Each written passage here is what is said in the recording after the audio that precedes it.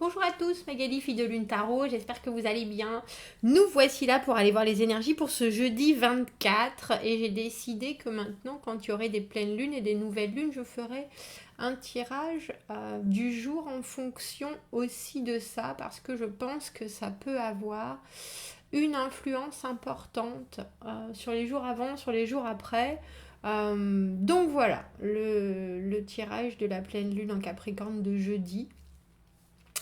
Que j'appelle souvent boucler les vieux dossiers, qui nous permet de lâcher prise sur certaines choses, donc je pense que c'est à prendre en compte. On nous dit Capricorne est bon pour les structures, pour le business, accepter les résultats courants qui ont été mis en place depuis le 10 juin. Tiens, c'était la nouvelle lune, je crois, le 10 juin, non? Non, ça me paraît bien, pas assez loin, mais si, c'était ça. Bien entendu. C'était la nouvelle lune en Gémeaux. Accepter ce qui s'est mis en place depuis cette nouvelle lune. Structure, business, le professionnel. Je lisais des choses, j'ai pris le vice-versa, je lisais des choses par rapport à cette pleine lune. On nous disait lâcher prise sur les blocages émotionnels quant à la carrière de vos rêves. Rêver la carrière de vos rêves. Lâcher prise si ça n'est pas réalisable. Et trouver ce qui s'en rapproche le plus, ou alors, si c'est réalisable, allez-y et rêvez. On nous disait amener la chance et l'optimisme à nos intentions de pleine lune. Et là, j'ai trouvé un tirage qui s'appelle Illumination, Libération, Transformation. Quand même pas demander mieux.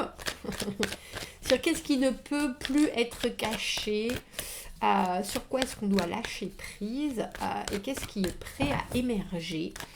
On a pris le vice-versa avec ses vice-versa. Avancer. Alors on ne se concentre pas juste sur le professionnel, mais en tout cas il y a des choses qui concernent peut-être votre carrière ou votre chemin de vie. Je pense. Illumination, libération, transformation, j'adore. Allons voir les énergies pour ce jeudi.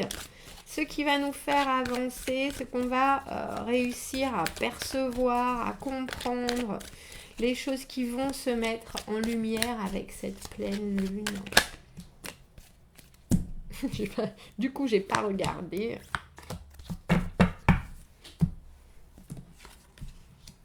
On a le cavalier d'épée. C'est le valet d'épée d'ailleurs, notre petit bonhomme. Pardon, l'empereur et le 2 de denier.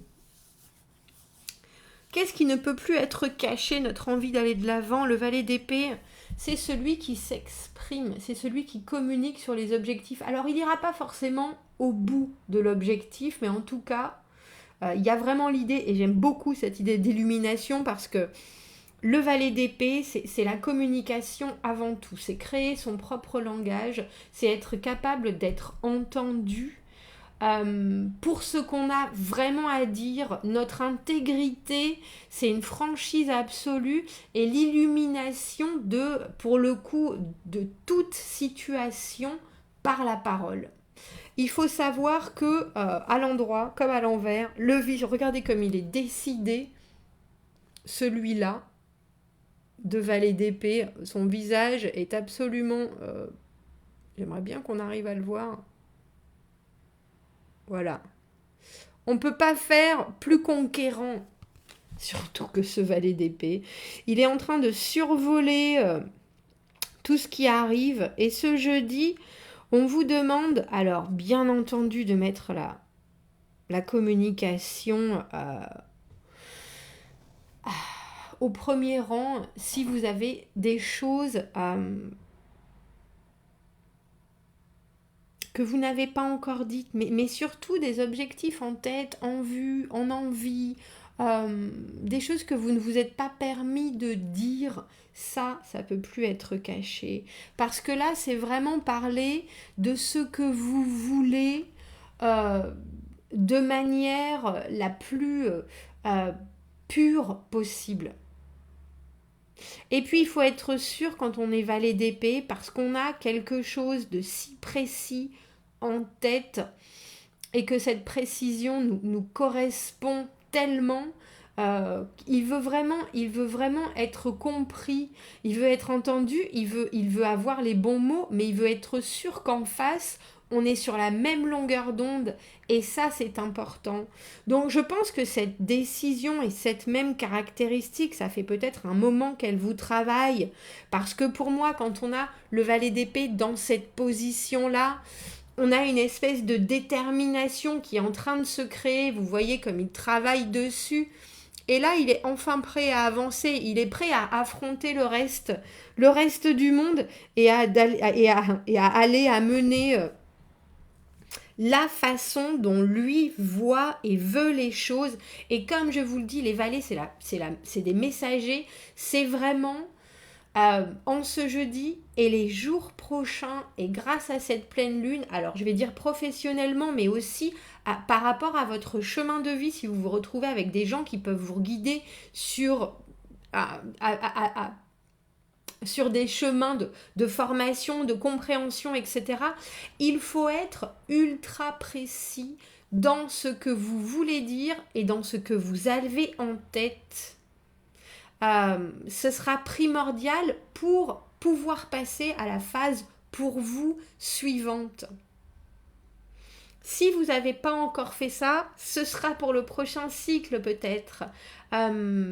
Mais je pense que définir ces objectifs et avoir la capacité à les expliciter clairement, ça va vraiment être très très important à partir de ce jeudi.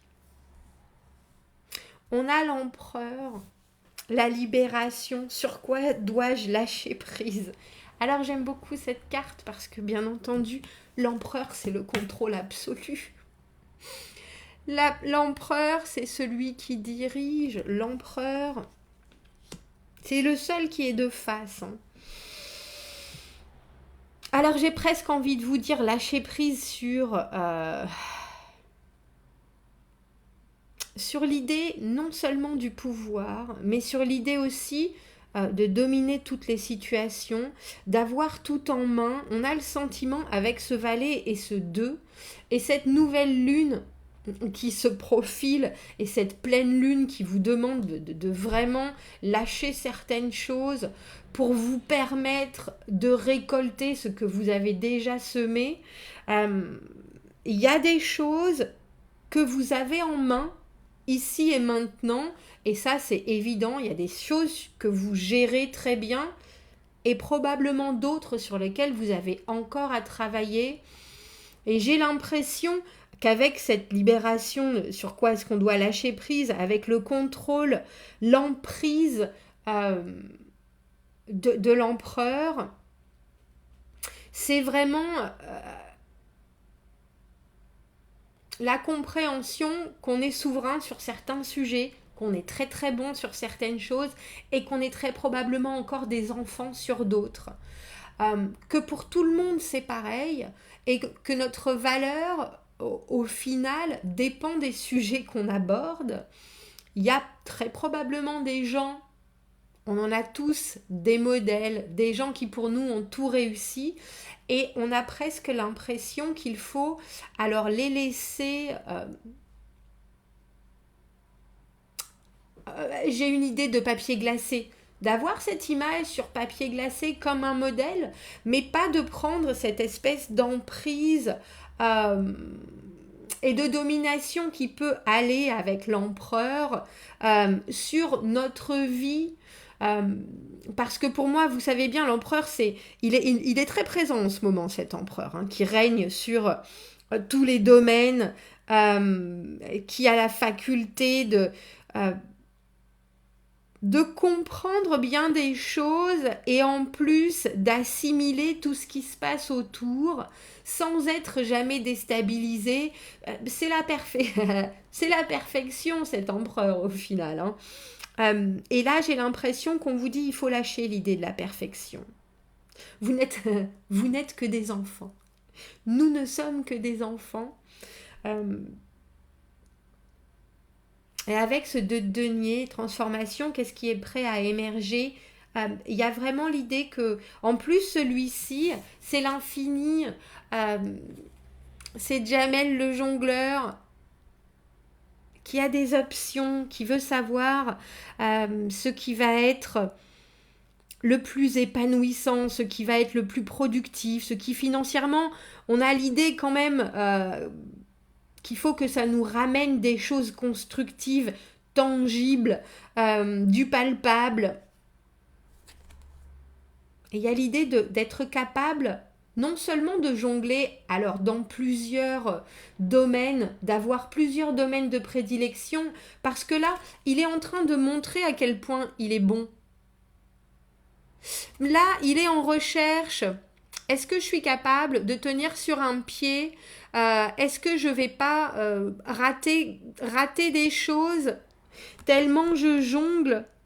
Avec ce bateau qui est derrière, il y a l'idée toujours d'avoir une cargaison en attente, de se demander si si l'herbe n'est pas plus verte ailleurs, si tout ce qu'on a déjà avec soi, est-ce qu'on ne pourrait pas encore jongler avec d'autres choses, d'autres options, d'autres possibilités. En fait, jamais vraiment s'intégrer ou s'engager dans quelque chose parce qu'on est toujours en train de jongler. Mais là, il y a l'acceptation avec ces gens qui sont en train de regarder qu'on peut être très bon à plusieurs choses. Pourquoi est-ce qu'on ne pourrait pas développer cette capacité à plusieurs choses? Alors, il faut savoir, bien entendu, que le 2, c'est un début.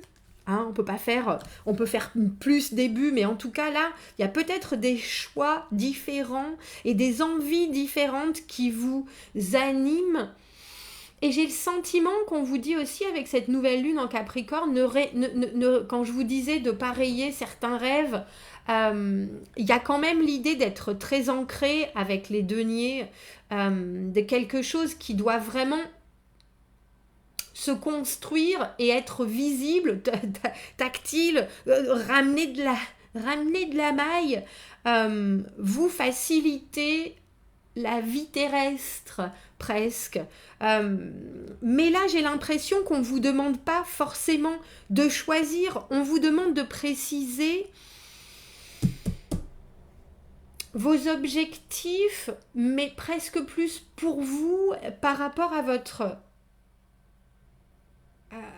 aux choses qui sont alignées avec qui vous êtes, parce que pour moi, les épées, c'est l'intégrité, c'est le mot, c'est ce qu'on dit, et c'est gravé. Quand on dit certaines choses par rapport à des objectifs, on va pas revenir en arrière, et on se promet qu'on reviendra pas en arrière, et on veut que ça arrive. Il y a vraiment une détermination, une envie qui est très très très très très très très très forte avec les épées. C'est dans notre tête, ça fait partie de nous. Maintenant, il faut que ça sorte. Mais pourquoi est-ce qu'il faudrait qu'on soit absolument, j'ai presque envie de dire, super bon dans tout, plutôt que d'apprécier avec ce 2 de denier la possibilité non seulement de jongler, alors avec plusieurs métiers, avec plusieurs corps de métier, moi qui vous dis toujours rajoutez des cordes à vos arcs, c'est vraiment ça. Et puis, on a le droit de changer d'avis. Il faut savoir que cet empereur sur lequel on doit lâcher prise, cette libération, les gens qui sont très ambitieux, qui veulent être tout en haut, qui veulent plus avoir ni d'inattendu, ni de...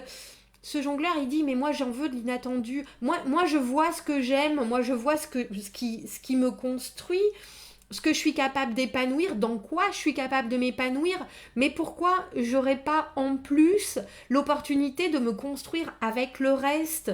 Il y a vraiment une idée dans cette pleine lune de jeudi, de revenir à la base de qui vous êtes quelque part, et que vous soyez en haut de l'échelle ou en bas de l'échelle, et de vous dire qu'est-ce qui me reste encore à construire. Est-ce que je suis en haut de ce que j'ai envie de vivre, ou est-ce que je suis bloquée par ce que je crois être la toute-puissance ou la réussite ou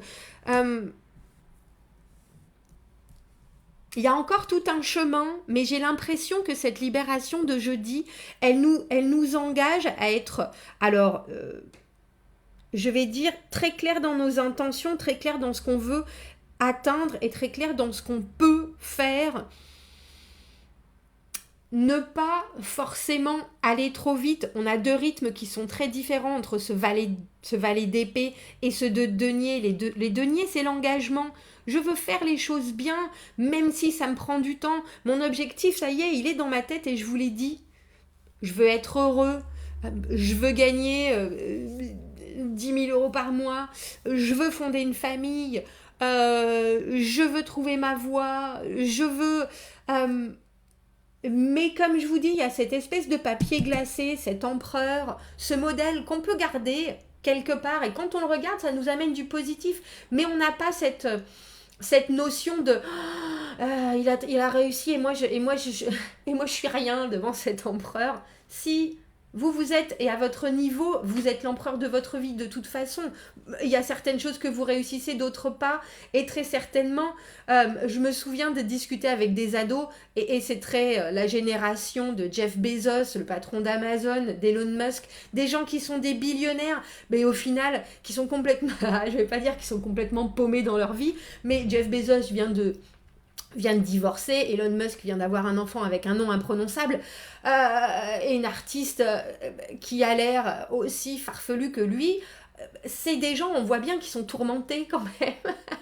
Et pourtant, pour certains, et en tout cas pour certaines générations plus jeunes, c'est vraiment des modèles à suivre. Et je suis là, mais je suis pas convaincue. Alors gardez-les en tête, gardez-les.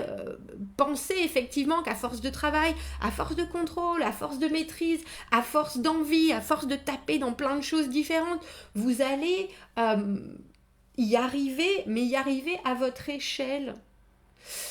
Et là, on a l'impression que cette pleine lune, elle met l'éclaircie sur votre échelle personnelle, qui est aussi grande que vous avez envie qu'elle le soit. Mais il y a des gens qui sont très satisfaits de peu, j'en fais partie. Il y a des gens qui ont besoin d'énormément, et chacun a son rythme là. Mais là, on vous dit, soyez clair avec vous-même et mettez la lumière sur ce qui est très important. Autant dans vos paroles et dans ce que vous allez communiquer aux autres, parce qu'on les voit se diriger vers les gens, vers le monde, l'ouverture au monde, que on a compris cette détermination que vous aviez déjà, et cette envie quelque part de pousser les limites presque, pour voir à quel point ça peut rester confortable cette situation. J'aime beaucoup ce jeu, j'aime beaucoup ce tirage de la pleine lune. On va prendre une petite carte parce que moi, vous savez aussi que j'aime bien les rituels. J'aime bien les rituels. Pour ceux qui n'ont pas envie de rituels, on se dit à demain. Pour les autres, allons voir ce rituel de la pleine lune. Qu'est-ce qu'il nous conseille? Qu'est-ce qu'il nous conseille? Est-ce qu'on peut avoir un message supplémentaire pour cette pleine lune de jeudi 24 juin, ce Capricorne si décidé, ce Capricorne si businessman, ce Capricorne qui est le prophète du cheminement tangible, j'ai presque envie de dire, matériel, concret. Nous avons, on peut pas faire mieux, nous avons la prospérité. Qu'est-ce qu'elles sont belles ces cartes. Bon, vous savez que celles-ci, je les maîtrise pas, alors il me faut... Où est mon petit livre? Où est mon petit livre? Il est là. Le tarot enchanté, la prospérité. La prospérité avec la grenade. Nous, on fait du sirop de grenadine avec la grenade. Alors on nous dit, la grenade est souvent utilisée dans les sorts financiers, les sorts magiques, parce que les petits grains de ce fruit rouge ressemblent à des petits rubis. Tiens, les anciens Égyptiens utilisaient la grenade comme un symbole pour attirer l'aisance et le succès. De façon similaire, la grenade est considérée comme le summum du luxe et du prestige dans les temps médiévaux. La prêtresse de la prospérité est en train de danser joyeusement avec une énorme grenade, enfin un cocktail d'ailleurs. On boit de la grenadine dans sa main. Elle est entourée de symboles médiévaux de prospérité et d'abondance, de fruits colorés. Elle sait que les dons de la vraie prospérité dorment dans la perception de ce qui nous fait nous sentir vraiment riches, plutôt que dans les possessions matérielles. Je vous l'ai dit, hein. Son énergie est lumineuse, libre et joyeuse. Alors, la prospérité est un état de succès et de se sentir chanceux. Vous avez juste besoin d'ajuster votre état d'esprit. Le secret de la prospérité est une attitude joyeuse. Cela veut dire s'amuser et surtout holding on to your aspiration lightly. Tenir à vos aspirations de manière légère pour que vous ne pour pas que vous ne perdiez l'énergie de ces aspirations là justement, l'éternel cycle entre l'énergie qu'on prend du sol et ce qu'on le fait devenir dans nos objectifs et dans nos pensées. Counting our blessings and feeling grateful for what we already have will start the process of bringing the spirit of prosperity into our lives. Reconnaître nos bénédictions et se sentir gratifié. Oh mon Dieu, j'arrive pas à trouver mon mot. Grateful. Plein de gratitude. Pardon. Pour ce que nous avons déjà, commencera le processus d'amener l'esprit de la prospérité dans vos vies. Alors on nous dit la potion de prospérité pour ceux qui ont plus de 18 ans.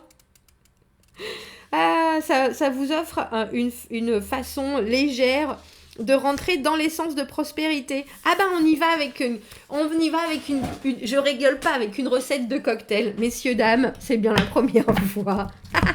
C'est parti. Mélangez 15 ml de gin avec 10 ml de liqueur d'orange. Mince. Grand Marnier. 30 ml de jus de grenade et un peu de jus de citron. On met ça sur de la glace et dans un shaker. Ma foi, garnissez avec une tranche de citron.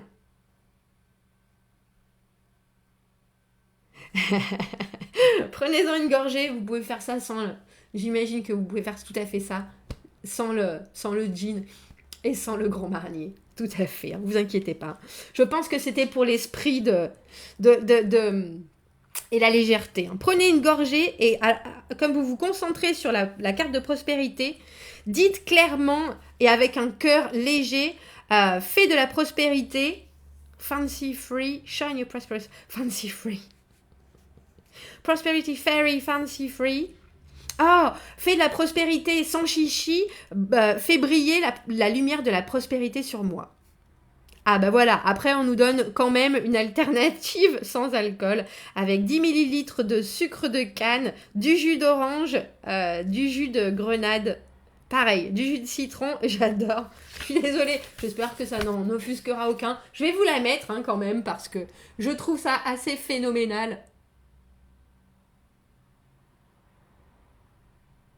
Qu'on nous donne des... je t'ai dit il fallait apprécier la légèreté et le plaisir de ce qui vous nourrit. Alors ça sera la grenade jeudi. Grenadine, grand cocktail de grenadine, messieurs, dames. Tiens, mon papa, il buvait du pastis avec de la grenadine, j'ai oublié ça. Ça a un nom, non ? Perroquet, c'est vert avec de la menthe. Avec de l'orgeat, c'est autre chose. Je ne fais pas du tout l'apologie de l'alcool, messieurs, dames. J'ai des réminiscences, comme la Madeleine de Proust, avec la grenadine. Faites-vous plaisir. Et entrez dans cette journée de pleine lune, avec le sourire et vos objectifs bien en tête. Et les pieds bien sur terre, surtout. Et oubliez les Jeff Bezos et les Elon Musk. Je vous souhaite un très joli jeudi et je vous dis à bientôt. Merci, au revoir.